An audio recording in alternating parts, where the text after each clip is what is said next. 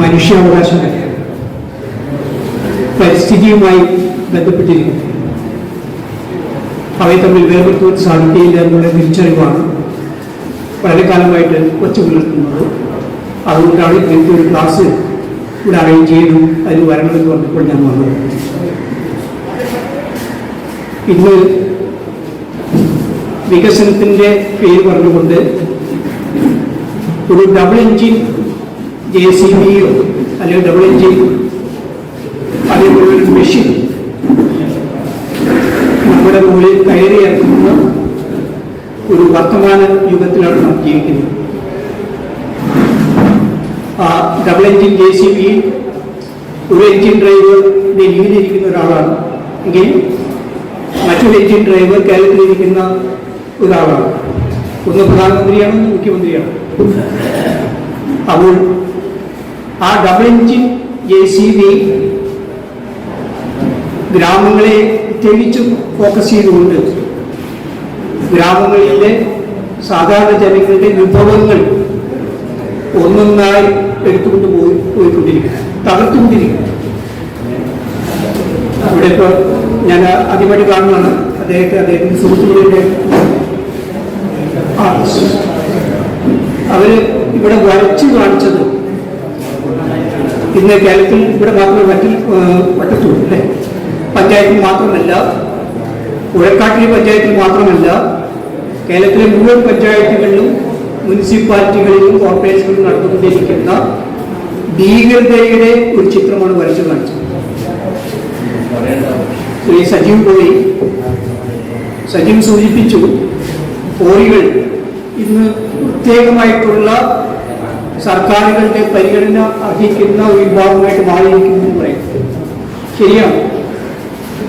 മുമ്പ് ഏതെങ്കിലും രാഷ്ട്രീയ പാർട്ടി, ഒരു രാഷ്ട്രീയ പാർട്ടി കുറ്റപ്പെടുത്തുന്നില്ല, ഏതെങ്കിലും രാഷ്ട്രീയ പാർട്ടിയുടെ ജില്ലാ സമ്മേളനമോ സംസ്ഥാന സമ്മേളനമോ പ്ലീനമോ നടക്കണമെങ്കിൽ മുമ്പൊക്കെ ബക്കറ്റ് പിരിവും അതേപോലെ രശീതി അടിച്ച പിരിവുമൊക്കെ ഉണ്ടായിരുന്നു. ഇന്ന് അതൊന്നും ആവശ്യമില്ല. അതിന് ബന്ധപ്പെട്ട സംഘാടകൻ ജില്ലാ മേധാവിയോ അല്ലെങ്കിൽ സംസ്ഥാന മേധാവിയോ, സംസ്ഥാന സമ്മേളനമാണെങ്കിൽ സംസ്ഥാന കൺവെൻഷനാണെങ്കിൽ സംസ്ഥാന മേധാവി, താഴേക്കടയിൽ അതനുസരിച്ചുള്ള മേധാവികൾ അവരുടെ ഓഫീസിൽ എഴുതി ഈ മൊബൈൽ ഫോണൊന്ന് കറക്കിയാൽ മതി. ആവശ്യമായ പണം മാത്രമല്ല, ഇന്ന് അതിനുള്ള ആൾക്കാർ തന്നെ അവരെ ലോറികളിൽ കൃത്യമായിട്ട് സ്ഥലത്തെത്തുകയാണ്. ആ രൂപത്തിൽ കൺവെൻഷനുകൾ വിജയിപ്പിക്കുവാനും അതേപോലെ സമ്മേളനങ്ങൾ പരിപോഷിപ്പിക്കുവാനും ഇന്ന് നേതൃത്വം നൽകുന്നത്, അതിനെല്ലാം ഒത്താശകൾ ചെയ്യുന്നതും 90% കോറി മുതലാളിമാരും മണൽ മാഫിയകളും അതോടൊപ്പം തന്നെ വയൽ കരുത്തലുകാരുമാണ്. ആ ഒരു സാഹചര്യം ഇന്ന് കേരളത്തിൽ സംജാതമായിരിക്കുകയാണ്. ഇതിനെ പ്രതിവിധി എന്നുള്ള നിലയ്ക്കാണ് 1993 തന്നെ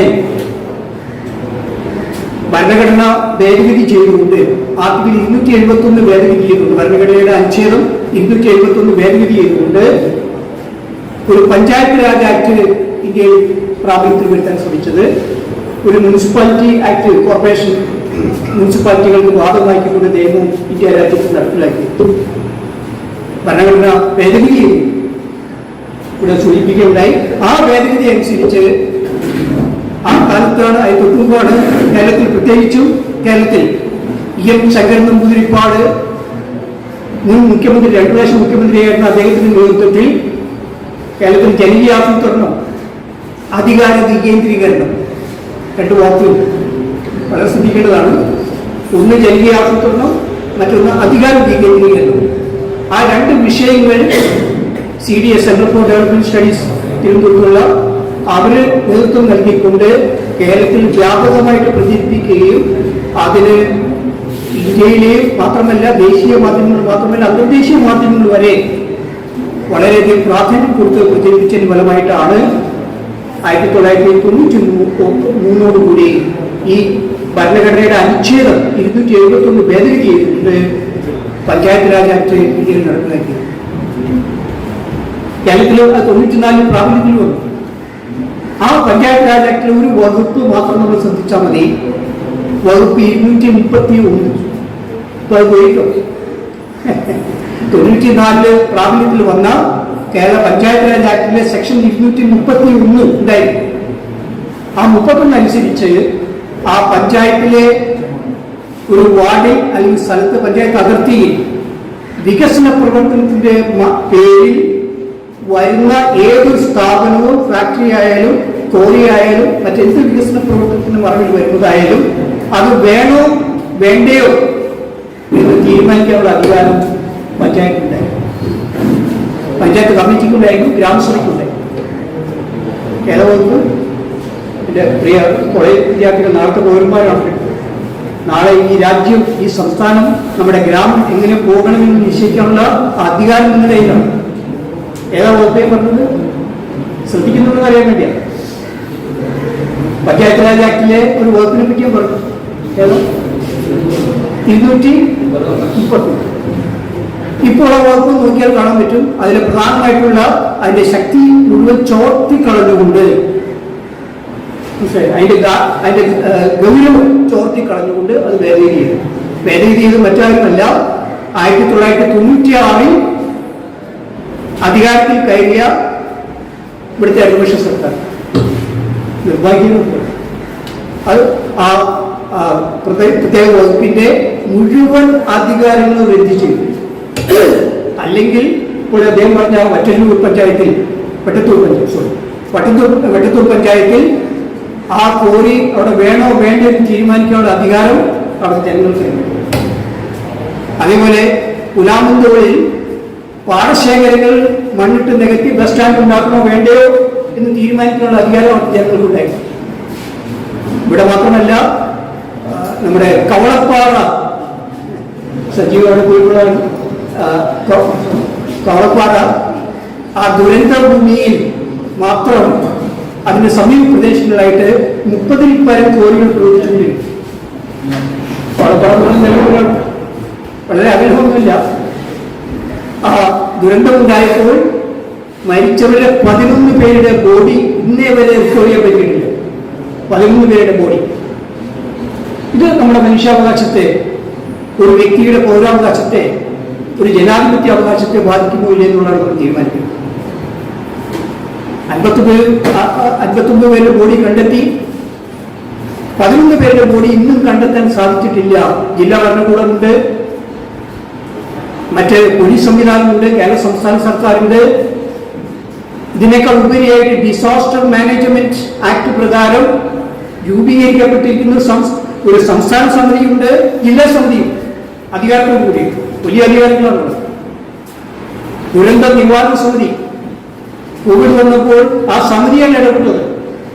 നിങ്ങൾ മാസ്ക് ധരിക്കണം, നിങ്ങൾ ഡിസ്റ്റൻസ് പാലിക്കണം, ട്രെയിനിൽ കയറുമ്പോൾ അകലം പാലിക്കണം, അല്ലെങ്കിൽ അതിന്റെ നിഷ്കർഷകൾ കൊണ്ടുവന്നത് ഈ ഡിസാസ്റ്റർ മാനേജ്മെന്റ് അതോറിറ്റിയുടെ ആ പവർ ഉപയോഗിച്ചിട്ടാണ്. ജില്ലാ കളക്ടർമാരും ബന്ധപ്പെട്ട സർക്കാർ ഉദ്യോഗസ്ഥന്മാരും ഉത്തരവുകൾക്ക് പുറമെ ഉത്തരവുകൾ പുറപ്പെടുവിച്ചുകൊണ്ടിരുന്നു. അതേ അധികാരം ഉപയോഗിച്ചാണ് ട്രെയിനുകൾ ക്യാൻസൽ ചെയ്തത്, വിമാനങ്ങൾ ക്യാൻസൽ ചെയ്തു. ആയിരക്കണക്കിന് 10,000-കണക്കിന് ലക്ഷക്കണക്കിന് ജനങ്ങൾ ബീഹാറിലും ഉത്തർപ്രദേശിലും റെയിൽവേ കൂടെ വഴിയറിയില്ല. റെയിൽവേ ക്യാൻസൽ ചെയ്തപ്പോൾ ആ റെയിൽവേ ട്രാക്കിൽ കൂടെ ദിവസങ്ങളോളം സഞ്ചരിച്ച് അവർ വീടുകളിലെത്താൻ ശ്രമിച്ചു. 100 കണക്കിന് പേർ മരിച്ചു വീണു. അപ്പോൾ അത്രയും പവർഫുൾ ആയിട്ടുള്ള നിയമങ്ങളുള്ള ഈ രാജ്യത്ത് ഇന്നും ഡോക്ടർ സജീവ് പോയി അവരുടെയൊക്കെ സ്റ്റഡി റിപ്പോർട്ടുണ്ട്, പഠന റിപ്പോർട്ട് എൻ്റെ ഇവിടെ പോയി, mapping of quarries in Kerala എന്ന് പറഞ്ഞിട്ട് അദ്ദേഹം നേതൃത്വം കൊടുത്ത് പഠിച്ച് ഉണ്ടാക്കിയ പഠന റിപ്പോർട്ടിന്റെ കോപ്പി തന്നെയായിരുന്നു. കേരളത്തിൽ ലൈസൻസ് ഉള്ള 630 കോറികളേ ഉള്ളൂ. നമ്മൾ മനസ്സിലാക്കേണ്ട യാഥാർത്ഥ്യം സത്യമാണ്. 630 കോറികൾക്ക് ഈ പറയുന്ന നേരത്തെ പറഞ്ഞല്ലോ ഒരു ഉദ്യോഗസ്ഥനെ പറ്റി എന്താണ് കാറുകൾ, വലിയ കാറുകളാണ് വരുന്നത് പറഞ്ഞ ഉദ്യോഗസ്ഥനല്ലോ. ആ മലയാളിയാണ് ആ ഉദ്യോഗസ്ഥൻ, director of mining and geology. ആ ഉദ്യോഗസ്ഥന് മലയാളിയാണെന്നാണ് ഞാൻ ധരിക്കുന്നത്. ഒരു മലയാളി ഉദ്യോഗസ്ഥൻ IAS-കാരൻ അദ്ദേഹത്തിന്റെ ഓഫീസിലേക്ക് വരുന്ന കാറുകളുടെ വലിപ്പം മനസ്സിലാക്കിക്കൊണ്ട് ഡോക്ടർ TV സജീവനോട് അവരൊക്കെ വലിയ ഇൻവെസ്റ്റ്മെന്റ് ഉള്ളവരാണ്, അവരെ നമുക്ക് നേരിടാൻ സാധിക്കുമെന്ന് ചോദിച്ചപ്പോൾ അദ്ദേഹത്തിന്റെ ആ പൗരബോധം എന്ന് മാത്രം ഉയർന്നിരിക്കുന്നു അല്ലെങ്കിൽ താഴ്ന്നിരിക്കുന്നു എന്ന് വിലയിരുത്താൻ സാധിക്കും. അപ്പോൾ കേരളത്തിലെ 7000-ഓളം ക്വാറികൾ പ്രവർത്തിച്ചുകൊണ്ടിരിക്കുന്ന ഒരു സംസ്ഥാനമാണ്. ഈ ചെറിയ പാവയ്ക്കയുടെ വലിപ്പമുള്ള പാവയ്ക്കയുടെ ആകൃതിയിലുള്ള ഈ കൊച്ചു സംസ്ഥാനത്ത് ഏകദേശം 7000-ഓളം, ചിലപ്പോൾ കൂടുതലായിരിക്കും, ഏതായാലും 6000-ൽ പരം ക്വാറികൾ കേരളത്തിൽ നിന്നും സജീവമായിട്ട് പ്രവർത്തിച്ചുകൊണ്ടിരിക്കുന്ന ചെറിയ സംസ്ഥാനമാണ് കേരളം. ഈ പാറകുട്ടികൾ തുറന്നുകൊണ്ടിരുന്നാൽ അധികം കഴിയാതെ കേരളം നേരത്തെ പറഞ്ഞ പോലെ പരശുരാമൻ മഴുവരഞ്ഞ് സൃഷ്ടിച്ച കേരളം വീണ്ടും കടലിലേക്ക് തന്നെ പോകുന്ന ഒരു അവസ്ഥാവിശേഷം നാളെ ഉണ്ടാകുന്നതായിട്ട് യാതൊരു സംശയവും ഒരു സംശയമായിരിക്കും. ഇപ്പോൾ കാലാവസ്ഥ വ്യതിയാനത്തെ പറ്റി നമ്മൾ പറയുന്നുണ്ട്.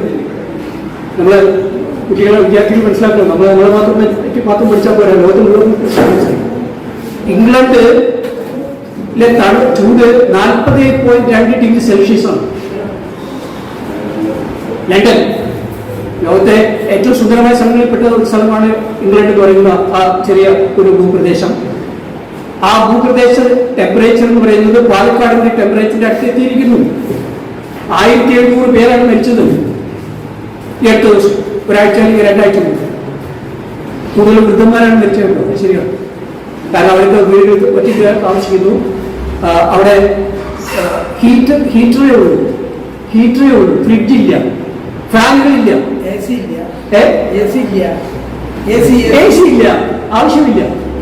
അപ്പോൾ ഒറ്റയ്ക്ക് താമസിക്കുന്ന വൃദ്ധന്മാരും സ്ത്രീകളും പുരുഷന്മാരും അടക്കുന്ന അല്ലെങ്കിൽ വയസ്സന്മാരും വയസ്സ്ത്രീകളും താമസിക്കുന്ന വീടുകളിൽ 40.2 ഡിഗ്രി സെൽഷ്യസ് ചൂട് കൂടിയപ്പോൾ അവർക്ക് എ സി ഇല്ല, ഫാനില്ല, ഫ്രീസറില്ല, സൗകര്യങ്ങളില്ല. ഫ്രീസർ ഉണ്ടാവും, ഒരു വർഷം പാത്രം ചെയ്തിട്ട് ഒരാഴ്ച 2 ആഴ്ചയൊക്കെ കഴിക്കുന്നവരുണ്ട് ഏർപ്പാട്. അപ്പോൾ അങ്ങനെ വന്നപ്പോൾ 1700 പേരാണ് മരിച്ചു വീണു. ഇംഗ്ലണ്ടിലാണ് സംഭവിച്ചത്. അതൊക്കെ മറ്റേ യൂറോപ്യൻ രാജ്യങ്ങളിൽ സംഭവിച്ചുകൊണ്ടിരിക്കുന്ന ഒരു യാഥാർത്ഥ്യം. അപ്പോൾ അതിന്റെ കെടുതികൾ നമ്മൾ ഏറ്റുവാങ്ങുമ്പോൾ മാത്രമാണ് മാനവികത എന്ന് പറയുന്നത്, മനുഷ്യത്വം എന്ന് പറയുന്നത്, മനുഷ്യസ്നേഹം എന്ന് പറയുന്നത് നമുക്ക് അവകാശപ്പെടാൻ സാധിക്കും. ഇപ്പോൾ ഞാൻ കേരള ഹൈക്കോടതിയുടെ 2 വിധികൾ, ഈ അടുത്ത കാലത്തുണ്ടായ 2 വിധികൾ ഞാൻ നിങ്ങളുടെ ശ്രദ്ധയിൽ കൊണ്ടുവരാൻ ആഗ്രഹിക്കും. കൂടുതൽ പറ്റി പറഞ്ഞിട്ട് കാര്യങ്ങളൊന്നുമില്ല. നമ്മൾ യാഥാർത്ഥ്യ ബുദ്ധിയോടുകൂടി പ്രായോഗിക ബുദ്ധിയോടുകൂടി കാര്യങ്ങൾ സമീപിക്കേണ്ടിയിരിക്കും. അതുകൊണ്ടാണ് ഒന്ന്, 205 പേജുള്ള 25/5/2022 25 മെയ് മാസം 25-ാം തീയതി കേരള ഹൈക്കോടതിയുടെ ഡിവിഷൻ ബെഞ്ച് ചീഫ് ജസ്റ്റിസ് അധ്യക്ഷനായിട്ടുള്ള മണികുമാർ, അതോടൊപ്പം തന്നെ ജസ്റ്റിസ് ഷാജി പി ചാരി, 2 പേരടങ്ങുന്ന ഡിവിഷൻ ബെഞ്ച് അവരെ 33 കേസുകൾ കോറി മുതലാളിമാർ കൊടുത്തത്, പിന്നെ ഇവിടെ പറയുന്ന നിസാർ ഇവരെ പോലുള്ള കൊടുത്തവർ, കേരളത്തിലെ അംഗീകമുള്ളവര്, അങ്ങനെ 33 കേസുകൾ ഒന്നിച്ച് തീരുമാനിച്ച് ഒരു വിധി എഴുതിയിരിക്കുന്നതാണ് 205 പേജുള്ള വിധി. നിങ്ങൾ പറഞ്ഞ വിഷയം ഇതിനകത്തുണ്ട്.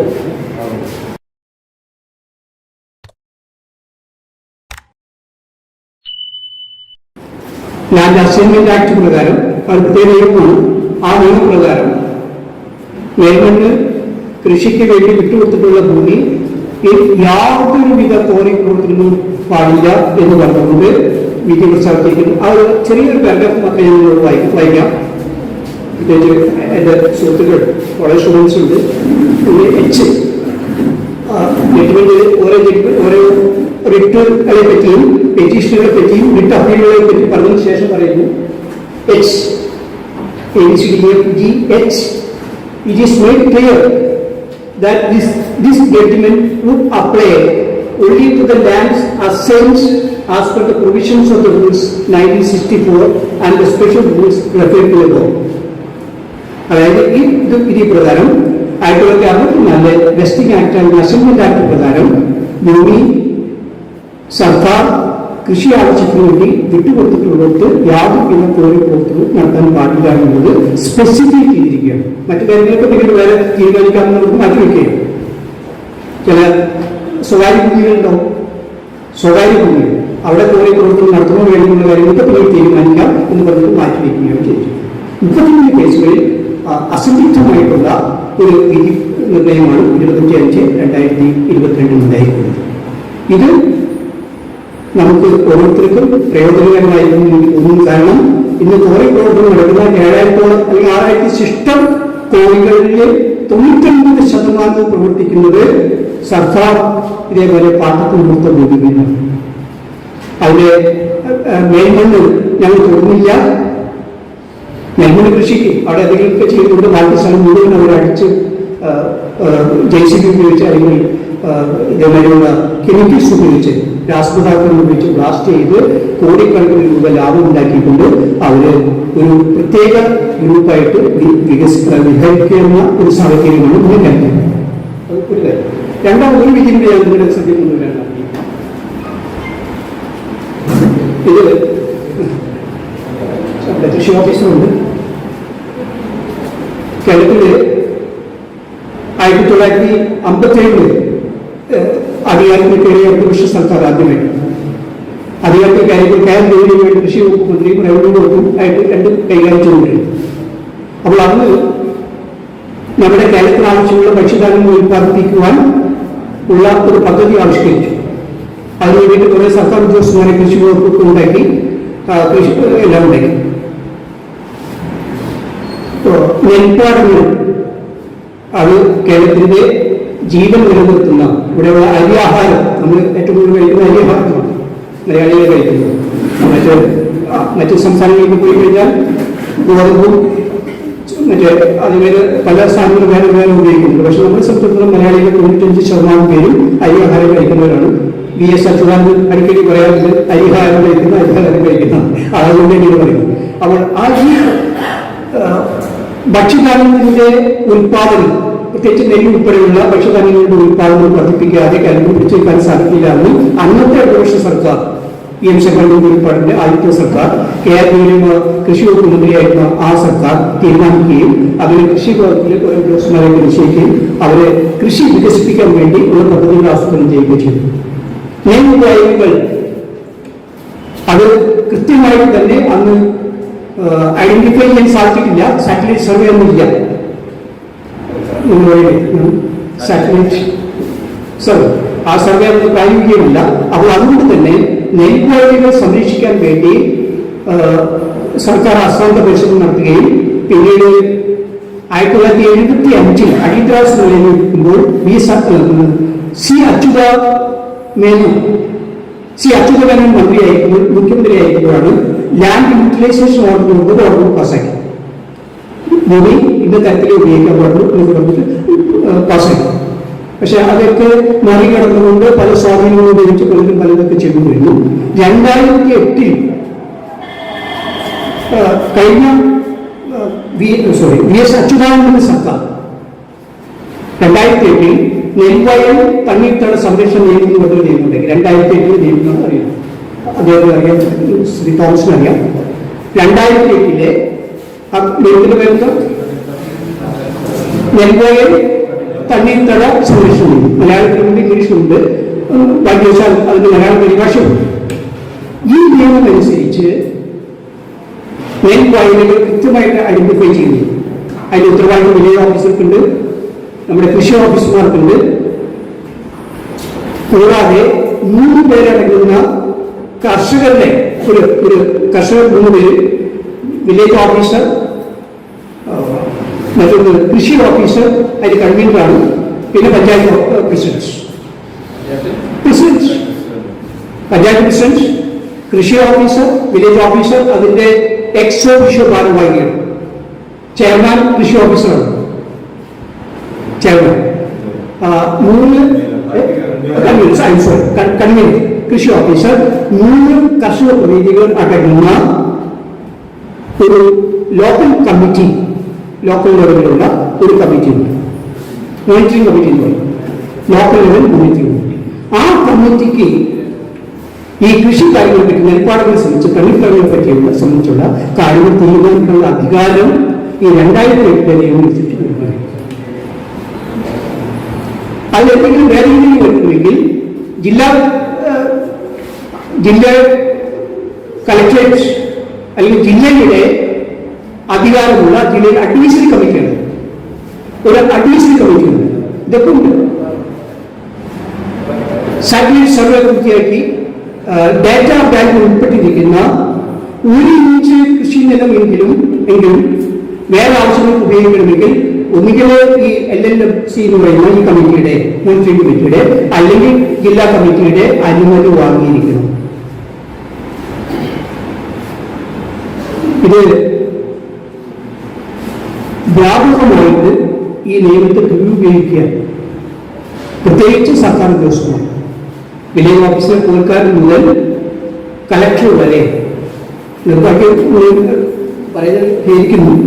അതുപോലെ കൃഷി ഓഫീസർമാർ ഇവിടെ കൃഷി വികസിപ്പിക്കാൻ വേണ്ടി ഇന്ന് 14% അരി മാത്രമേ കേരളത്തിൽ ഉത്പാദിപ്പിക്കുന്നു. നമുക്ക് ആവശ്യമുള്ള അരി 14%.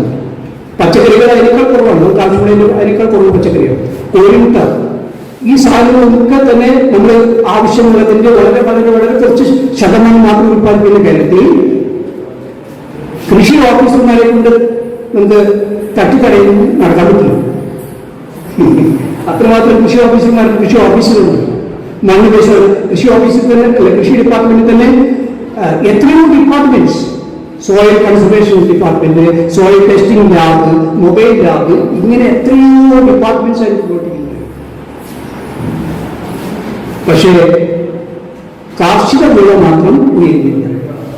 ഉദ്യോഗസ്ഥന്മാരുടെ എണ്ണം ഉയരുന്നുണ്ട്, ഉദ്യോഗസ്ഥന്മാരുടെ ശമ്പളം വർദ്ധിക്കുന്നുണ്ട്, അവരുടെ സ്ഥാനങ്ങൾ അവർ ഉറപ്പിച്ച് മുന്നോട്ട് പോകുന്നുണ്ട്. ഇതൊക്കെ നടക്കുമ്പോഴും കേരളത്തിൽ നമ്മുടെ 350 ലക്ഷം ജനങ്ങൾക്ക് ആവശ്യമായ ഭക്ഷ്യധാന്യത്തിന്റെ ഉത്പാദനം 16% കുറഞ്ഞു വന്നിപ്പോൾ 14 ആയിട്ടുണ്ടോയെന്ന് സംശയിക്കുകയും. അതുകൊണ്ടാണ് നമ്മൾ വെള്ളരി ഇറക്കുമതി ചെയ്യുന്നത്. ആദിവാസികൾക്ക് മുഴുവൻ കൊടുക്കുന്ന വെള്ളരിയാണ്. യാതൊരു വിധത്തിലുമുള്ള പ്രോട്ടീൻസോ അല്ലെങ്കിൽ ന്യൂട്രീഷൻസോ അതിനെത്തില്ല. വെള്ളരി മറ്റ് സംസ്ഥാനങ്ങളിൽ ഉപയോഗിക്കാത്ത അരിയാണ് കേരളത്തിലെ റേഷൻ കടകളിൽ കൂടി വെള്ളരിയായിട്ട് വിതരണം ചെയ്യുന്നത്. അത് നമ്മുടെ ആദിവാസികൾ ഉൾപ്പെടെ, അതിന് പട്ടികജാതികൾ ഉൾപ്പെടെ സാധാരണ ജനങ്ങൾ, ചുവപ്പും മഞ്ഞ പാർട്ടികൾക്ക് 30 കിലോ 45 കിലോ വീതം കേന്ദ്ര ഗവൺമെന്റിന്റെ പ്രൈം മിനിസ്റ്ററുടെ പ്രത്യേക ഫണ്ട് അല്ലെങ്കിൽ അലോട്ട്മെന്റ്, കേരള സർക്കാരിന്റെ പ്രത്യേക അലോട്ട്മെന്റ് കൊടുത്ത് അരികൾ വ്യാപകമായിക്കൊണ്ടിരിക്കുക. ഇത് ഭക്ഷ്യയോഗ്യമാണെന്ന് ചോദിച്ചാൽ ചിലത് ഭക്ഷ്യയോഗ്യം പോലെയാണ്. അപ്പോൾ ഇങ്ങനെ കൃഷിയിടങ്ങൾ നശിക്കുന്നതിനെതിരെ വ്യാപകമായിട്ട് പരാതികൾ ഉയർന്ന് കഴിഞ്ഞ ദിവസം കുറച്ചുകൂടെ അടുത്താണ് 28 ഒരു മാസം മുമ്പ് കേരള ഹൈക്കോടതി മറ്റൊരു വിധി വന്നിരിക്കുന്നു.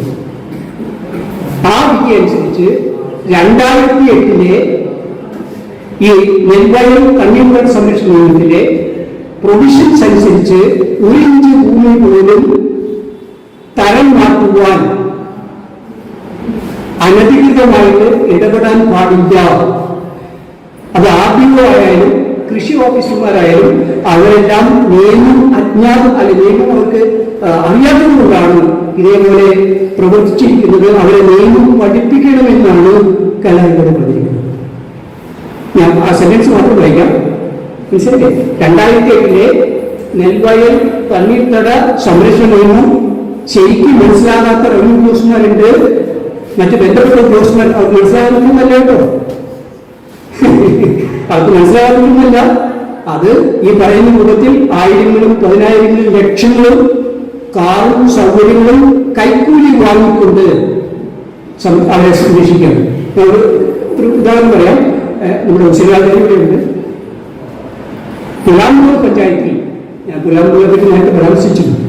പുലാമ്പൂർ പഞ്ചായത്തിൽ ബസ് സ്റ്റാൻഡുണ്ട്. ആ ബസ് സ്റ്റാൻഡ് വിളിക്കുന്ന സ്ഥലം വൈറ്റ് സ്ഥലമായിരുന്നു. നിങ്ങൾ പോയാൽ അല്ലെങ്കിൽ അവിടെ അടുത്തായിരിക്കും കേട്ടോ, പുലാമ്പൂരിന്റെ അടുത്ത്. അത് ബസ് സ്റ്റാൻഡിൽ നിൽക്കുന്ന സ്ഥലം, പ്രൈവറ്റ് ബസ് സ്റ്റാൻഡ്. അതിനുവേണ്ടി ഒരു കമ്പനി ഉണ്ടായി. ദുബായിലൊക്കെ ഒരു കമ്പനി രജിസ്റ്റർ ചെയ്യാൻ വളരെ എളുപ്പമാണ്. കുറച്ച് കാശ് വേണ്ടി വെച്ചിട്ട് അവിടെ പോയി ഏത് കമ്പനി വേണ്ടി രജിസ്റ്റർ ചെയ്യും. അതിൽ കുറെ ഫണ്ട് വാങ്ങി കഴിഞ്ഞിട്ട് പിറ്റേ ദിവസം വേണമെങ്കിൽ കമ്പനി കൂട്ടുകയും ചെയ്യും. എന്നിട്ട് തന്നെയില്ല. കേരളത്തിലെ കമ്പനിക്ക് സ്ഥാപിക്കാൻ ഇന്ത്യയിലെ നിയമം അനുസരിച്ച് കുറച്ച് ബുദ്ധിമുട്ടാണ്. പക്ഷെ ഇവിടെ ഒരാളോട് ഒരു ബസ് സ്റ്റാൻഡ് നെൽവയൽ നികത്തി അത് ബസ് സ്റ്റാൻഡാക്കി ആ സ്ഥലത്ത് കെട്ടിടങ്ങൾ വാങ്ങി വിൽക്കുവാൻ വേണ്ടി ഒരു കമ്പനി രജിസ്റ്റർ ചെയ്തു. ഇവരുടെ കമ്പനി രജിസ്റ്റർ ചെയ്ത് അത് കുറേ സ്ഥലം നികത്തി അത് 34/4 സർവേ നമ്പർ 36/4 പെട്ട ആ ഭൂമി മുഴുവൻ അവര് വലിയ കെട്ടിടങ്ങൾ ഉണ്ടാക്കി വിറ്റു. അപ്പോൾ അവർക്കൊരു മോഹം, അതിന് തൊട്ടടുത്ത് 4 ഏക്കർ നെൽവയൽ വീണ്ടും ആ നെൽവയലും കൂടി ഈ കമ്പനിയുടെ കീഴിലാക്കിയിട്ട് അവിടെ കെട്ടിടങ്ങൾ പണിതോ അല്ലെങ്കിൽ അല്ലാതെയോ വിൽക്കുക. അതിന് കോടികൾ ലാഭം കിട്ടും. പഞ്ചായത്ത് വാർഡ് മെമ്പറെ അതിനകത്ത് ഒരു കമ്പനിയുടെ മെമ്പറാക്കി. സജിത പേര് കൂടി പറയും. സജിത എന്ന് പറയുന്ന സ്ത്രീയെ അതിന് വാർഡിൽ അതിന്റെ ആ കമ്പനിയിലെ ഒരു മെമ്പറാക്കി. സജിത എന്തിനും മെമ്പറാക്കി എന്ന് ചോദിച്ചാൽ ഉത്തരവുണ്ട്. കാരണം പെരിന്തൽമണ്ണയിലെ വില്ലേജ് ഓഫീസറുടെ പേര് ഹംസ എന്നായിരുന്നു മുമ്പ്. അയാൾ ഇപ്പോൾ ആദ്യ ഓഫീസിലെ ഹെഡ് ക്ലർക്ക് ഹംസ എന്ന പേര് ആദ്യ ഓഫീസിലെ പെരിന്തൽമണ്ണ ആദ്യ ഓഫീസിലെ ഹെഡ് ക്ലർക്കാണ്. അവിടെ യൂണിയൻ സൂപ്രണ്ട് ഹെഡ് ക്ലർക്ക് പോയി അല്ലെങ്കിൽ യൂണിയൻ സൂപ്രണ്ട് വാട്ടർ കിട്ടി. അപ്പോൾ എന്തിനാ അവരെ സജിതയെ മെമ്പറാക്കി വെച്ചിട്ടുണ്ടെങ്കിൽ ഈ ഹെഡ് ക്ലർക്ക് ഉപയോഗിച്ച് അല്ലെങ്കിൽ യൂണിയൻ സൂപ്രണ്ട് ഉപയോഗിച്ച് അവിടെ വരുന്ന ആദ്യമാർ IAS കിട്ടിയിട്ട് ആദ്യം പോസ്റ്റ് ചെയ്യുന്നത് ആദ്യമായിട്ടാണ്. സബ് കളക്ടർ എന്ന് പറയും, റവന്യൂ ഡിവിഷൻ ഓഫീസർ എന്ന് പറയും, അല്ലെങ്കിൽ അസിസ്റ്റന്റ് കളക്ടർ എന്ന് പറയും. ഇത് 3 വരെ ആൾ വരികയാണ്. IAS ഉണ്ടാവും. അതിൽ വരുന്നതും നോർത്ത് ഇന്ത്യൻസ് ആയിരിക്കും, അല്ലെങ്കിൽ മലയാളം അറിയാത്തവരായിരിക്കും. അവർ ആദ്യത്തെ പോസ്റ്റിംഗ് ആയിരിക്കും ആദ്യമായിട്ട് വരുന്നത്. സബ് കളക്ടറായിട്ട് അല്ലെങ്കിൽ ഈ പറയുന്ന അസിസ്റ്റന്റ് കളക്ടറായിട്ട് വരും. ബോർഡൊക്കെ ഉണ്ടാവും. ആദ്യം ഉണ്ടാവും, ചിലപ്പോൾ സബ് കളക്ടർ ഉണ്ടാവും. പിന്നെ ഇങ്ങനെ നടക്കും ഒക്കെ ശരിയാണ്. അപ്പൊ ഇങ്ങനെ വരുന്ന കളക്ടർമാരെ അല്ലെങ്കിൽ ഇങ്ങനെ വരുന്ന ആദ്യമാരെ ഒപ്പിടിയിക്കുന്ന ജോലിയാണ് ഇവർ ചെയ്യുന്നത്. ഈ ജൂനിയർ സൂപ്രണ്ട്, സീനിയർ സൂപ്രണ്ട് അല്ലെങ്കിൽ ഹെഡ് ക്ലർക്കൊക്കെ ചെയ്യുന്നത്. കാരണം അവരാണ് ഇതൊക്കെ എഴുതുന്നത്, ജഡ്ജ്മെന്റ്സ് ഒക്കെ എഴുതുന്നത്, ഓർഡേഴ്സ് എഴുതുന്നത്. ഒപ്പിടുന്ന ജോലി മാത്രമേ ആദ്യമാർക്ക് ഉണ്ടാവുള്ളൂ. കാരണം അവർക്ക് ഭാഷ അറിയില്ല, അവരെ പറഞ്ഞിട്ട് കാര്യമില്ല. അപ്പൊ അവർ ട്രെയിനിങ് പീരീഡ് പാർട്ടായിട്ടാണ് ഇവിടെ ആദ്യമായിട്ട് സബ് കളക്ടറായിട്ട് അസിസ്റ്റന്റ് കളക്ടറായിട്ട് എടുത്തു വരുന്നത്. സബ്ഡിവിഷൻ മജിസ്ട്രേറ്റ് അധികാരം. സബ്ഡിവിഷൻ മജിസ്ട്രേറ്റ് പറഞ്ഞാൽ ജുഡീഷ്യൽ അധികാരം, ക്വാസി ജുഡീഷ്യൽ അധികാരം കൂടി. അങ്ങനെ വരുന്നവർക്ക് ഒപ്പിടിക്കലാണ് ഇവർ ചെയ്തുകൊണ്ടിരിക്കുന്നത്. അങ്ങനെ അതിനും പറ്റുന്ന ഒരാളാണ് ഈ ഹംസ എന്ന് പറഞ്ഞാൽ. അത് മനസ്സിലാക്കിക്കൊണ്ട് അയാളുടെ ഭാര്യ സജിതയും കൂടി ആ കമ്പനിയുടെ ഒരു മെമ്പറാക്കി ഡയറക്ടറായി. അങ്ങനെ ആ സ്ഥലം എത്താൻ വേണ്ടി ശ്രമിച്ചു. ഈ പാർട്ടിയോ അതിന് അപ്പോൾ അതൊരു എക്സാമ്പിൾ പറഞ്ഞു മാത്രമേ. ഞങ്ങൾ പൗരന്മാരിൽ എന്തിനാണ് ഈ കാര്യങ്ങളെ പറയുന്നത്, വ്യക്തികളെ പറ്റി പറയുന്നത് വെച്ചിട്ടുണ്ടെങ്കിൽ ഈ വ്യക്തികൾ സമൂഹത്തിന്റെ ഭാഗമാണ്. അവർ പഞ്ചായത്ത് മെമ്പറാണ്. അവർക്ക് ഉത്തരവാദിത്തമുണ്ട്. അവരോട് മാത്രമല്ല ഉത്തരവാദിത്തമുണ്ട്, ജനങ്ങളുടെ ഉത്തരവാദിത്തമുണ്ട്. അവരെ നിറവേറ്റുന്നില്ലെങ്കിൽ അവര് ചെയ്യുന്ന പ്രവൃത്തി കൃത്യമായിട്ട് ജനങ്ങളെ ബോധ്യപ്പെടുത്താനുള്ള അധികാരം നമുക്കുണ്ട്. പൗരാവകാശം വോട്ട് ചെയ്യാനായിട്ട് ശ്രീ സജീവ് സാർ പറഞ്ഞ വഴി ഇനി സജീവ് പറഞ്ഞ വോട്ട് ചെയ്യാനുള്ള അവകാശം മാത്രമല്ല പൗരാവകാശം എന്ന് പറയുന്നത്. ഒരു അനീതി കണ്ടാൽ ആ അനീതിയാണെന്ന് പറയാനും ആ അനീതി നീതിയാക്കി മാറ്റാനുമുള്ള അധികാരം കൂടി പ്രത്യേകിച്ച് 1993 ഭരണഘടനയുടെ 271 അനുച്ഛേദത്തിൽ വരുത്തിയ ഭേദഗതിയോടുകൂടി നമുക്ക് കൈവന്നിരിക്കുന്നു. പക്ഷെ അതുകൊണ്ട് അവയോടല്ല, നമ്മൾ അതിനെപ്പറ്റി വലിയ ബോധമില്ല. പക്ഷേ ഒറീസയിലെ ആദിവാസികൾ ബോധവന്മാർ, ഒറീസയിലെ നിയാമഗിരി എന്ന് പറയുന്ന സ്ഥലം ഒരു വലിയ ഇതേമാതിരിയുള്ള പശ്ചിമഘട്ട മലബാരങ്ങളിൽ ഉയർന്ന ഒരു പ്രദേശമാണ്, ഒരു മലബാരമാണ്. ആ മലബാരത്ത് സ്റ്റെർലൈറ്റ് എന്ന് പറയുന്ന കമ്പനി, സ്റ്റെർലൈറ്റ് തൂത്തുക്കുടിയിൽ അവരൊരു കെമിക്കൽ പ്ലാന്റ് ആരംഭിച്ചപ്പോൾ അതിനെതിരെ സമരം ചെയ്തു. ആ സമരം ചെയ്തപ്പോൾ ആ സമരത്തെ തോൽപ്പിക്കാൻ വേണ്ടി ആ സ്റ്റെർലൈറ്റ് കമ്പനിയുടെ ഒരു ഉദ്യോഗസ്ഥൻ ഒരു ബസിന്റെ മുകളിൽ കയറിയിൽ നിന്ന് പോലീസ് പ്ലാന്റ് മുകളിൽ കയറിയിൽ നിന്ന് വെടിവെച്ചതിന്റെ ഫലമായി 13 പേർ മരിച്ച സംഭവം ഏതാനും വർഷം. അതേ കമ്പനിയാണ് നിയാമഗിരിയിൽ ഒറീസയിൽ ആദിവാസി മേഖലയിൽ ഒരു ഇരുമ്പ് ഉരുക്ക് നിർമ്മാണശാല ആരംഭിച്ചത്. ആരംഭിക്കാൻ ശ്രമിച്ചു, കോടികൾ മുടക്കി. പക്ഷേ അവര് കോടതിയിൽ പോയി, സുപ്രീം കോടതിയിൽ പോയി.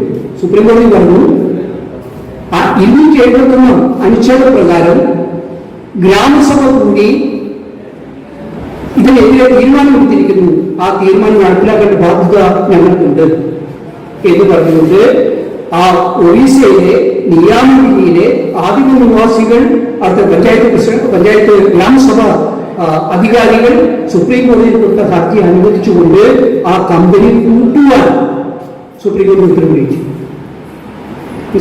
അപ്പോൾ power of people, power of സിറ്റിസണറി എന്ന് പറയുന്നത് നമുക്ക് വോട്ടിയിൽ ജയിപ്പിക്കാനും വലിയ വലിയ കാറുകളിൽ അവരെ കൊണ്ടു നടക്കാനും അവർ വരുമ്പോൾ പൂമാലയിട്ട് സ്വീകരിക്കാനും അതോടൊപ്പം തന്നെ അവരെ കൈമുക്കി വാങ്ങാൻ മാത്രമല്ല, കൈമുക്കലൊന്നും പറ്റിയല്ല. അത് തമിഴ്നാട്ടിൽ നിന്ന് പഠിച്ചത്, അതിപ്പോൾ എല്ലാവരും ഉപയോഗിച്ചു കൊടുക്കുന്നുണ്ട് അല്ലേ? സ്ത്രീകൾ കാണുമ്പോൾ ഒരു ബഹുമാനമായിട്ട് കൈമുക്കുന്നത് പങ്കിയായിരിക്കും, അല്ലാത്തൊരു നിങ്ങൾ കാണുമ്പോൾ മനസ്സിലായില്ലേ? എന്തിനും പ്രത്യേകിച്ച് ജനപ്രതിനിധികളെ ഒരിക്കലും ആവശ്യമില്ല, നമ്മുടെ സർക്കാർ ഉദ്യോഗസ്ഥന്മാരെ ഒരിക്കലും ആവശ്യമില്ല, കൈമുക്കുന്ന ആവശ്യമില്ല. നമുക്ക് വേണമെങ്കിൽ വിഷയം പോലീസ് വിഷയം പോലെയല്ല, നമുക്ക് വേണമെങ്കിൽ സൗഹാർദ്ദം നടിക്കാം. അല്ലാതെ ഒരിക്കലും പോലും ഒരു രാഷ്ട്രീയ നേതാവിനെ പോലും അല്ലെങ്കിൽ കൈമുക്കി വാങ്ങേണ്ട ആവശ്യമില്ല അല്ലേ? ഒരിക്കൽ ഈ ഗോവിന്ദപിള്ള അറിയുന്നില്ല, ഈ ഗോവിന്ദപിള്ള PG എന്ന് പറയുന്ന പേരിൽ അറിയപ്പെടുന്ന ഏറ്റവും കൂടുതൽ വായിച്ച് കേൾക്കുന്നതാണ് ഇപ്പോഴത്തെ നമ്മുടെ പാർവതിയുടെ അച്ഛൻ അല്ലെങ്കിൽ സുഭാഷ് മന്ത്രിയുടെ അച്ഛൻ ഈ ഗോവിന്ദപിള്ള ഒരിക്കൽ പറയുകയുണ്ടായി. അദ്ദേഹം രാഷ്ട്രീയത്തിനെ കുറിച്ച് മാറി നിന്ന ആൾക്കാണ്. അദ്ദേഹം പറയുകയുണ്ടായി, രാഷ്ട്രീയ നേതാക്കന്മാർ പലപ്പോഴും പ്രസംഗിക്കുമ്പോൾ ജനങ്ങളുടെ അടുത്തേക്ക് പോകുമെന്ന് പറയും അല്ലേ? ജനങ്ങളുടെ അടുത്തേക്ക് പോകുന്നത്. ഈ ഗോവിന്ദപിള്ള പറഞ്ഞു, രാഷ്ട്രീയ നേതാക്കന്മാർ ആ പദപ്രയോഗം നടത്തരുത്. രാഷ്ട്രീയ നേതാക്കന്മാർ ജനങ്ങളുടെ മുകളിലേക്ക് ചെല്ലണം. എന്നുവെച്ചാൽ ജനങ്ങൾ മുകളിലാണ്, ജനങ്ങളുടെ അടുത്തേക്ക് പോകുന്നത് താഴേക്ക് കയറി ജനങ്ങളിലേക്ക് പോകുക എന്നുള്ളതല്ല, മുകളിലേക്ക് കയറി ജനങ്ങളിലേക്ക് ചെല്ലുക വേണ്ടത്. എന്നുവെച്ചാൽ ജനങ്ങൾ ഈ ജനപ്രതിനിധികളെക്കാൾ ഉയർന്നു നിൽക്കുന്നു. അതുകൊണ്ട് ജനങ്ങളിലേക്ക് ഇറങ്ങി ചെല്ലുകയല്ല വേണ്ടത്, ജനങ്ങളിലേക്ക് കയറി ചെല്ലുക എന്ന് അദ്ദേഹം പറഞ്ഞു. എന്നതുപോലെ നമ്മുടെ ജനപ്രതിനിധികൾ പഞ്ചായത്ത് മെമ്പറായാലും പഞ്ചായത്ത് പ്രസിഡന്റായാലും MLA ആയാലും MP ആയാലും നമ്മുടെ അടുത്തേക്ക് വരുമ്പോൾ കൈകൂപ്പി ഉണങ്ങി അവരെ കാലത്ത് നമസ്കരിക്കേണ്ട ആവശ്യമില്ല. അതേപോലെ സർക്കാർ ഉദ്യോഗസ്ഥർ കളക്ടറായാലും ഏത് വലിയ ഉദ്യോഗസ്ഥനായാലും ശരി, നമ്മൾ അവരെ വിഷയിക്കുന്നതായിരിക്കും, ഒരു ബഹുമാനം കാണിക്കുന്നതായിരിക്കും. അല്ലാതെ കൈകുപ്പി ഉണങ്ങി കാൽ കൊടുക്കുന്ന ഒരു രീതി നമ്മൾ ഒഴിവാക്കേണ്ടതാണ് എന്ന് പറയുന്നു. അപ്പോൾ ഈ വിധി അനുസരിച്ച് ഒരു കാരണവശാലും 2008 നിയമപ്രകാരം 1 ഇഞ്ച് ഭൂമി പോലും നികത്തണമെങ്കിൽ മതിയായ അനുമതി ലോക്കൽ കമ്മിറ്റിയുടെ അല്ലെങ്കിൽ ലോക്കൽ മോണിറ്ററിംഗ് കമ്മിറ്റിയുടെയും അതോടൊപ്പം ജില്ലാ അഡ്വൈസറി കമ്മിറ്റിയുടെയും വാങ്ങിയിരിക്കണം എന്ന് കൃത്യമായിട്ട് ഇതിനകത്ത് പറയുന്നു. ഇത് നിങ്ങളുടെ ശ്രദ്ധയിൽക്കൊണ്ടുവരാം. അത് കേസ് കൊടുത്തത് വാസു കല്ലായി എന്ന് പറയുന്ന കാസർഗോഡ് ജില്ലയിലുള്ള കണ്ണൂർ ജില്ലയിലുള്ള ഒരാളുടെ കേസിനകത്ത് ഉണ്ണികൃഷ്ണൻ എന്ന് പറയുന്ന ജഡ്ജിന്റെ വിധിയാണ്. ഇത് നമുക്ക് ഉപയോഗിക്കാൻ സാധിക്കും. ഇത് കൃഷി ഓഫീസർമാരോടും അതോടൊപ്പം തന്നെ വില്ലേജ് ഓഫീസർമാരോടും പഞ്ചായത്ത് പ്രസിഡന്റിനോടും പറയണം, ഈ 2008 നിയമം കർക്കശമായിട്ട് നടപ്പിലാക്കുവാൻ ഹൈക്കോടതി 28/6/2022 വിധി പറഞ്ഞിട്ടുണ്ടല്ലോ എന്ന് നിങ്ങൾ പറഞ്ഞാൽ അവർക്ക് മാറാൻ സാധിക്കില്ല. ഇനി പോയി ഒരു 1-2 കാര്യങ്ങൾ പരാമർശിച്ച് നിർത്താം. പൗരാവകാശമായിട്ട് മനുഷ്യാവകാശമായിട്ട് ബന്ധപ്പെട്ട കാര്യമാണ്. ഇന്നത്തെ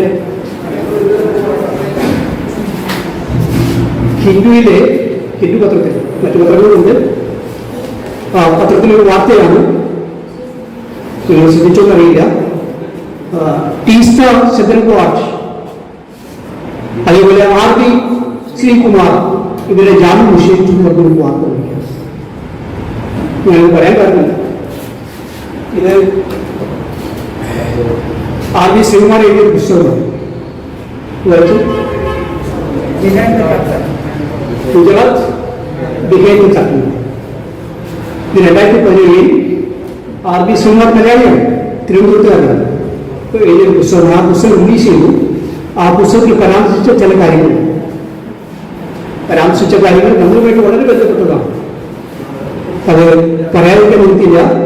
ഈ ഇപ്പോഴത്തെ പെരുമണ്ണ താലൂക്കാണ് അല്ലേ? ഞാൻ താമസിക്കുന്നത് എറണാകുളം താലൂക്ക്.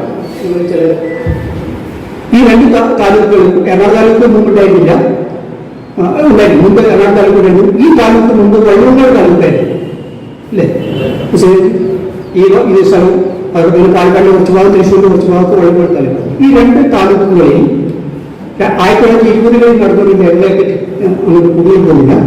ആ ലഹള നടന്നപ്പോൾ കുറച്ച് ഹിന്ദുക്കൾ വിളിച്ചു. കാരണം ഇവിടെ ഏലക്കുളം നനയുള്ള ഇവിടെ എടുത്തുണ്ട്. ഏലക്കുളം നന, അതുപോലെ മംഗളം നന, നിലമ്പൂർ തൊഴിലകം, മഞ്ചേരി തൊഴിലകം, അങ്ങനെ ധാരാളം തൊഴിലകങ്ങളൊക്കെ ഉണ്ടായിരുന്നു. അപ്പോൾ ഈ തൊഴിലകങ്ങളൊക്കെ ധാരാളമായിട്ട് അരിയും നെല്ലും സ്റ്റോക്ക് ചെയ്തിരുന്നു. അപ്പോൾ കലാപ സമയത്ത് അല്ലെങ്കിൽ ഈ മലബാർ കലാപ സമയത്ത് അരി കിട്ടാതെ നെല്ല് കിട്ടാതെ വിഷമിച്ചിരുന്ന കുറെ ആൾക്കാർ ഈ തൊഴിലകളിലേക്ക് ഇടിച്ചു കയറി. അപ്പോൾ അവിടെ കാവൽക്കാരനെ തടുത്തു. അവർ നിന്ന് നടന്ന സംഘടന കുറെ പേര് മരിക്കുകയും ചെയ്തു. ഇതൊക്കെ യാഥാർത്ഥ്യമാണ്, സമ്മതിക്കുന്നു. അപ്പോൾ ഹിന്ദുക്കൾ വ്യാപകമായിട്ട് കേരളത്തിൽ കൊല്ലപ്പെടുന്നു എന്ന് 1920-കളിൽ 21-കളിൽ 22-കളിൽ ഇന്ത്യ മുഴുവൻ പ്രചരണം വ്യാപിച്ചു. അങ്ങനെ 1925-ൽ യുവാക്കൾ ശ്രദ്ധിക്കണം, നമ്മൾ നാളെ ബാധിക്കാൻ പോകുന്ന കാര്യങ്ങൾ നമുക്ക് പറയാനുണ്ട്. അതുകൊണ്ട് വളരെ അവസരം 1925-ൽ ബോംബെ മഹാരാഷ്ട്രയിൽ നാഗ്പൂർ എന്ന് പറയുന്ന ഒരു പ്രദേശത്ത് 8 പേർ കൂടി ചേർന്നു. 8 ഹിന്ദുക്കൾ, തീവ്ര ഹിന്ദുവാദികൾ. അവർ ചേർന്നിട്ടാണ് ആദ്യമായിട്ട് RSS എന്ന് പറയുന്ന സംഘടിക്കുന്നത്. 7 വർഷം 1925 നാഗ്പൂർ ചേർന്ന് ഹെഗ്ഡേവാർ നേതൃത്വം കൊടുത്തു. ഹെഗ്ഡേവാർ എന്ന് പറയും, ഹെഗ്ഡേവാർ, പിന്നെ ഗോൾവാൾക്കർ, സാപ്പൂർ, അങ്ങനെയുള്ള 8 പേര് കൂടി ചേർന്നിട്ട് സംഘടിപ്പിക്കുന്നത് കൊടുത്തു. ഞാൻ മതപരമായിട്ടുള്ള ഒരു കാര്യം പറയുന്നില്ല കേട്ടോ, പക്ഷേ മനുഷ്യന്റെ നിലനിൽപ്പുമായിട്ട് മനുഷ്യാവകാശമായിട്ട് ബന്ധപ്പെട്ട് മാത്രമേ സ്പർശിച്ചുകൊണ്ടാണ് പറയുന്നത്. അതിൽ നിന്നും അവരെ ഡോക്ടർ സാപ്പൂർ എന്ന് പറയുന്ന ഇംഗ്ലീഷ് അറിയാവുന്നതാണ്, മറ്റൊരു ഇംഗ്ലീഷ് അറിയാറില്ല. ഡോക്ടർ സാപ്പൂറിനെ ജർമ്മനിക്ക് അയച്ചു. എന്തിനാണെന്ന് വെച്ചിട്ടുണ്ടെങ്കിൽ അപ്പോൾ 1933 കാലഘട്ടമായി ജർമ്മനിക്ക് അയച്ച് അവിടെ എങ്ങനെയാണ് നാസിസം, ഫാസിസത്തിന്റെ ഒരു ഭാഗമാണ് നാസിസം എന്ന് പറയുന്നത്. ആ നാസിസം എങ്ങനെ അവിടെ ഫലപ്രദമായി നടപ്പിലാക്കുന്നു എന്നത് പഠിക്കാൻ വേണ്ടിയിട്ടാണ് ഡോക്ടർ സാപ്പൂറിനെ ജർമ്മനിക്ക് അയച്ചത്. ഡോക്ടർ സാപ്പൂർ ജർമ്മനി പോയി എത്തുകയും ഹിറ്റ്ലറെ 3 വർഷം കാണുകയും അവിടെ എങ്ങനെയും വംശീയത, അതാണ് പ്രധാനമായിട്ടുള്ളത്. നമ്മളിവിടെ കത്ത് തൊഴിലുള്ളവരുണ്ട്, കുറച്ച് വെളുത്ത തൊഴിലുള്ളവരുണ്ട്, പക്ഷെ അവിടെ മുഴുവൻ ജർമ്മനിയിലെ നാസികൾ എന്ന് പറയുന്നവർ ആര്യ വംശത്തിന്റെ ഭാഗമാണ്. ആര്യവംശം, ആ വംശമാണ് ശ്രേഷ്ഠ വംശം എന്ന് വിശ്വസിക്കുന്ന ഒരു കൂട്ടരായിരുന്നു ഈ നാസികൾ. അപ്പൊ അതുകൊണ്ട് അവരെന്തിട്ടുണ്ടെങ്കിൽ ആ നാസികളെ മാത്രം പ്രൊമോട്ട് ചെയ്യുകയും അല്ലാത്തവരെ മുഴുവൻ തിരസ്കരിക്കുകയും ഇല്ലാതാക്കുകയും ചെയ്തുകൊണ്ടിരുന്ന ഒരു കാലഘട്ടമായിരുന്നു. അപ്പോൾ അത് കൂടുതൽ ദൃഢമാക്കാൻ വേണ്ടി 1933 ഫെബ്രുവരി 27 ഡേറ്റ് നിങ്ങൾ ഓർമ്മിക്കും, പ്രത്യേകിച്ച് ചെറുപ്പത. 1933 ഫെബ്രുവരി 27 ഈ നാസിസം ഉറപ്പിക്കാൻ വേണ്ടി ഹിറ്റ്ലർ ഭരണം ഏറ്റെടുത്ത് ചാൻസലറായിട്ട് ആ നാസിസം ഉറപ്പിക്കാൻ വേണ്ടി അവിടുത്തെ പാർലമെന്റ് ആക്രമിക്കുകയാണ്. പാർലമെന്റ് ആക്രമിച്ചാൽ അതിന്റെ അർത്ഥം എന്താണ്? ഭരണകൂടത്തെയാണ് ആക്രമിക്കുന്നത്. അങ്ങനെ ഭരണകൂടത്തെ ആക്രമിച്ചു എന്ന് വരുത്തി തീർത്തുകൊണ്ട് അവിടെ ഭയങ്കരമായിട്ടുള്ള ഒരു വേട്ട എന്ന് വേണമെങ്കിൽ പറയാം, മനുഷ്യവേട്ട ആരംഭിക്കുകയും 3 മണിക്കൂറുകളെ ഒന്നിക്കുകയും ചെയ്തു.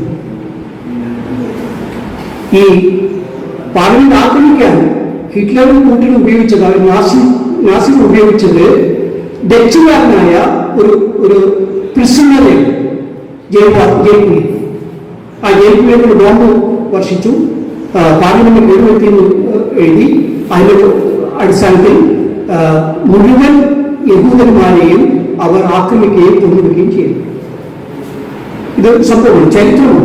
ന്യൂറംബർഗ് ട്രയലിൽ അത് കൃത്യമായിട്ട് വാണ്ടർ യൂഗ് എന്ന് പറയുന്ന വാണ്ടർ യൂഗ് എന്നാണ് അയാളുടെ പേര്, ഡച്ചുകാരൻ പേരെന്താ വാണ്ടർ യൂഗ് എന്ന് പറയുന്ന ഡച്ചുകാരനെ വിചാരണ ചെയ്തപ്പോൾ അയാൾ പറഞ്ഞു, ഈ സമയം ഞാൻ ജയിലിലായിരുന്നു, ഞാൻ പ്രിസണറായിരുന്നു, പക്ഷേ ഇവരെ എന്നെ പിടിച്ചുകൊണ്ടുപോയി ബോംബ് എറിയാൻ പറഞ്ഞു. ഒരു പടക്കം ഈ അടുത്ത കാലത്തുണ്ടായിരുന്ന ഒരു പടക്കം എറിയാൻ പറഞ്ഞു. അത് എറിഞ്ഞു, അത് ബോംബാക്കി മാറ്റി എന്നെ അതിന് തുടർന്ന് കലാപമുണ്ടായി, ഞാൻ നിരപരാധിയാണ് എന്ന് പറയുകയും ആ വിചാരണ കമ്മിറ്റ് ചെയ്തു. അത് ന്യൂറംബർഗ് ട്രയൽ പറയും, അതിലേക്ക് നമ്മൾ പോകില്ല. എനിക്കത് പറയാൻ കാരണം ഈ RSS ഉണ്ടാവാൻ കാരണം പ്രധാനമായിട്ട് വള്ളുവനാടും എറണാകുളം. RSS RSSകാര് അനുവാദികൾ ഉണ്ടായിരിക്കാം, എന്നാലും അവർ മനസ്സിലാക്കേണ്ട ആരെങ്കിലും ഉണ്ടെങ്കിൽ ക്ഷമിക്കണം. അവരെ ഇത് ചരിത്രമാണ്, കൃത്യമായിട്ട് ചരിത്രമാണ് പറയുന്നത്. അപ്പോൾ വള്ളുവനാട് താലൂക്കും എറണാകുളം താലൂക്കിലെ കർഷകരുടെ പ്രക്ഷോഭമായിരുന്നു. മുസ്ലിംകളാണ് നേതൃത്വം കൊടുക്കുന്നത്, ശരിയാണ്, പേരുകളൊക്കെ ഞാൻ പറയുന്നില്ലപ്പോൾ. അവർ നേതൃത്വം കൊടുത്ത സമരമാണ് 1925 RSS എന്ന് പറയുന്ന ഒരു ഹിന്ദു വർഗീയ സംഘടനയ്ക്ക് രൂപം കൊടുക്കാൻ കാരണമാണ്. 2025 വരാൻ എത്ര വർഷം? 3 വർഷത്തേക്ക് 2025 RSS സ്ഥാപിച്ചതിന്റെ 100ാം വാർഷികം ആഘോഷിക്കാൻ പോകുകയാണ്. മനസ്സിലായോ? ആ 100ാം വർഷം ആഘോഷിക്കുമ്പോൾ ലോകത്തുള്ള മുഴുവൻ ഭരണാധികാരികളെയും അവർ ക്ഷണിച്ചു വരുത്താൻ ഉദ്ദേശിക്കുന്നു. നാഗ്പൂർ വെച്ച് നടക്കാൻ പോകുന്ന ലോകത്തിലെ ഏറ്റവും വലിയൊരു സംഭവമായിട്ട് മാറ്റാൻ ശ്രമിച്ചുകൊണ്ടിരിക്കുന്നു. അത് 2025 പ്രഖ്യാപിക്കുന്നതിന് മുമ്പ് 2024 ഇവിടെ തെരഞ്ഞെടുപ്പ് നടക്കും. പാർലമെന്റിലേക്ക് ആ പാർലമെന്റിലേക്ക് തെരഞ്ഞെടുപ്പ് നടക്കുമ്പോൾ വീണ്ടും 3ാം കൂടം ശ്രീ മോഡി അധികാരത്തിൽ വരുന്നത് അവർ 100% കണക്കുകൂട്ടുന്നു. അതിനുള്ള ഗ്രൗണ്ട് വർക്കൊക്കെ തുടങ്ങിക്കഴിഞ്ഞു. അത് വന്നു കഴിഞ്ഞാൽ 1938 ഗോൾവാൾക്കർ എന്ന് പറയുന്ന അവരുടെ ഐഡിയോളോഗ് അല്ലെങ്കിൽ ബുദ്ധിരാക്ഷസൻ അല്ലെങ്കിൽ അവരുടെ സൈദ്ധാന്തികൻ എഴുതിയ 2 പുസ്തകങ്ങളുണ്ട്. ബഞ്ച് ഓഫ് തോട്ട്സ് എന്ന് പറയുന്ന പുസ്തകമുണ്ട്. പിന്നെ വി ഓർ അവർ നാഷൻ ഡിഫൈറ്റ് എന്ന് പറയുന്ന പുസ്തകമുണ്ട്. ഈ 2 വിചാരധാരകളും നമ്മുടെ രാഷ്ട്രം നിർവചിക്കപ്പെടും. ഇതാണ് 2 പുസ്തകങ്ങൾ. ഈ 2 പുസ്തകങ്ങളിൽ കൃത്യമായിട്ട് പറഞ്ഞിട്ടുണ്ട്, ഇന്ത്യയുടെ ശത്രു, ഹിന്ദുക്കളുടെ ശത്രു മുസ്ലിങ്ങൾ, പിന്നെ ക്രിസ്ത്യൻസ്, കമ്മ്യൂണിസ്റ്റുകൾ. 3 ഇത് മുസ്ലിംസ് ആയിരിക്കും, ആദ്യം മുസ്ലിംസാണ്, പിന്നെ ക്രിസ്ത്യൻസാണ്, പിന്നെ കമ്മ്യൂണിസ്റ്റുകൾ. ഇവരെ ഒഴിവാക്കിക്കൊണ്ട് ഒരു ഹിന്ദു രാജ്യം ഇവിടെ ഉണ്ടാക്കിയാൽ മാത്രമേ ഹിന്ദുക്കളുടെ സുരക്ഷ ഉറപ്പാവുകയുള്ളൂ എന്ന് പറയുന്നു. ആ പുസ്തകത്തിൽ പറഞ്ഞിട്ട് അത് ഏറ്റുപിടിച്ചുകൊണ്ട് 2024 വീണ്ടും അധികാരത്തിൽ കയറിയാൽ 2025 ഹിന്ദു രാജ്യം ആയിട്ടുള്ള പ്രഖ്യാപിക്കുകയും മറ്റു രൂപത്തിലുള്ള പ്രത്യാക്രമണങ്ങൾ നമ്മൾ നേരിടുകയും ചെയ്യേണ്ടി വരും. ജനം സാധാരണ അതിനുള്ള ഗ്രൗണ്ട് വർക്കൊക്കെ തുടങ്ങി പറഞ്ഞ് 121 സംഘടനകളെങ്കിലും ലോകത്ത്, ഇന്ത്യയിൽ മാത്രമല്ല, ഇതിനു വേണ്ടി പ്രവർത്തിക്കും. എല്ലാ വിധത്തിലുമുള്ള സാമ്പത്തിക അടിത്തറ അവർക്കുണ്ട്, മാൻ പവർ അവർക്കുണ്ട്, ഇലക്ട്രോണിക് മാധ്യമങ്ങൾ അവർക്കുണ്ട്, പത്രങ്ങളുണ്ട്, എല്ലാ വിധത്തിലുള്ള സജ്ജീകരണവും സൗകര്യങ്ങളുണ്ട്. അതുപയോഗിച്ച് 2025 ആകുമ്പോഴേക്കും ഈ രൂപത്തിലുള്ള ഒരു പ്രവർത്തനം അവരാരംഭിക്കാൻ ഉദ്ദേശിക്കുന്നു. ഇതിന്റെ ഒരു തുടക്കമാണ് 2002 ഫെബ്രുവരി 27 നോട്ട് ചെയ്യാൻ പറഞ്ഞത് അല്ലേ? ജർമ്മനിയിൽ പാർലമെന്റ് ആക്രമിച്ചത് 1933 ഫെബ്രുവരി 27 അതേ തീയതി തെരഞ്ഞെടുത്തുകൊണ്ട് 2002 ഫെബ്രുവരി 27 അയോധ്യയിൽ നിന്നും സബർമതിയിലേക്ക് പോയിക്കൊണ്ടിരുന്ന ഒരു ട്രെയിൻ ഗോകുല എന്ന സ്റ്റേഷനിൽ വെച്ച് തടഞ്ഞു നിർത്തി അത് തീ വെച്ച് 2 ബോഗികളിലെ 59 പേരെ കൊന്നടിക്കുന്നുമായി. സംഭവം ശരിയാണ്. അത് ആ ഡേറ്റ് തിരഞ്ഞെടുത്തത് നമ്മൾ ആലോചിച്ച് നോക്കണം, പ്രത്യേകിച്ച് യുവാക്കൾ ആലോചിച്ച് നോക്കണം. ആ ഡേറ്റ് 2002 ഫെബ്രുവരി 27. ഇത് തുറന്നുകൊണ്ടിരിക്കുന്നു. ഇന്ത്യയുടെ 4-ാം ഭാഗം ഇതിനുള്ള ആക്രമണം തുറന്ന് യു പിയിൽ വ്യാപകമായിട്ട് നടന്നുകൊണ്ടിരിക്കുന്നു. മറ്റ് സംസ്ഥാനങ്ങളിൽ നടന്നുകൊണ്ടിരിക്കുന്നു. കേരളത്തിലും ഇപ്പോൾ അതിനിടയ്ക്ക് പറയാതിരിക്കാൻ പറ്റിയില്ല. മനുഷ്യാവകാശമായിട്ട് ബന്ധപ്പെട്ടുകൊണ്ടാണ് ഞാൻ പറയുന്നത്. Professor TJ. ജോസഫിന്റെ കൈപ്പറ്റിയ സംഭവം, പിന്നെ നിങ്ങളുടെ ഒരു വിദ്യാർത്ഥി മഹാരാജ് കോളേജിൽ അഭിമന്യു അദ്ദേഹത്തെ കൊന്ന സംഭവം, ആ കുട്ടിയെ കൊന്ന സംഭവം, പിന്നെ മറ്റു പല സംഭവങ്ങൾ. ഇതിലൊന്നും തന്നെ കേന്ദ്ര ഗവൺമെന്റ് വഴികളുടെ എല്ലാം ഈ പറയുന്ന സംഘടനകൾ നിരോധിക്കാം. SDPI പോലുള്ള സംഘടനയോ അല്ലെങ്കിൽ പോപ്പുലർ ഫ്രണ്ടിനെ നിരോധിക്കാം. പക്ഷെ നിരോധിക്കില്ല. മനസ്സിലായോ? നിരോധിക്കില്ല. കാരണം എന്താ? ഇത് ചെറുതായിട്ട് നടന്നാൽ മാത്രമേ ഈ പറയുന്ന വർഗീയ ശക്തികൾക്ക് കൂടുതൽ രംഗത്തിറങ്ങുവാനും ഈ രൂപത്തിലുള്ള ഹിന്ദു രാജ്യമായിട്ട് ഇന്ത്യയെ മാറ്റുവാൻ സാധിക്കുകയുള്ളൂ. അതിന് ശ്രമിച്ചുകൊണ്ടിരിക്കുന്ന സാഹചര്യത്തിൽ നമ്മൾ കുറച്ചെങ്കിലും ഇവിടെ കൂടിച്ചേർന്ന് കോവിഡായതൊന്നും കൂടിച്ചേരുകളില്ല, ആശയവിനിമയങ്ങളില്ല. ഈ മൊബൈല് കുത്തിക്കൊണ്ടിരിക്കുക മാത്രമേ ഉള്ളൂ, അല്ലേ? സ്വാഭാവികമായിട്ട് പ്രത്യേകിച്ച് ഇവിടെ യുവ അതാണ് നമ്മൾ ചെയ്തുകൊണ്ടിരിക്കുന്നത്. അത് മാറ്റിക്കൊണ്ട് നമ്മൾ ഈ കാര്യങ്ങളെപ്പറ്റി ബോധവാന്മാരാകുക ശ്രമിക്കുക. പത്രങ്ങൾ വായിക്കുക, അല്ലെങ്കിൽ മറ്റു വാർത്തകൾ വായിക്കുക, വായിച്ച് മനസ്സിലാക്കാൻ ശ്രമിക്കുക. നമ്മൾ മനുഷ്യരാണ്, എല്ലാവരുടെയും രക്തം ചോറുകയാണ്. അതിൽ ജാതിയില്ല, മതമില്ല, ലിംഗമില്ല, മറ്റു യാതൊരു ഗവൺമെന്റും ഇല്ലാതെ മനുഷ്യരാണെന്നൊരു കാഴ്ചപ്പാട് നമുക്കുണ്ടാവും. അതുണ്ടാവട്ടെ എന്ന് ആശംസിച്ചുകൊണ്ട് നൽകുന്നുണ്ട്.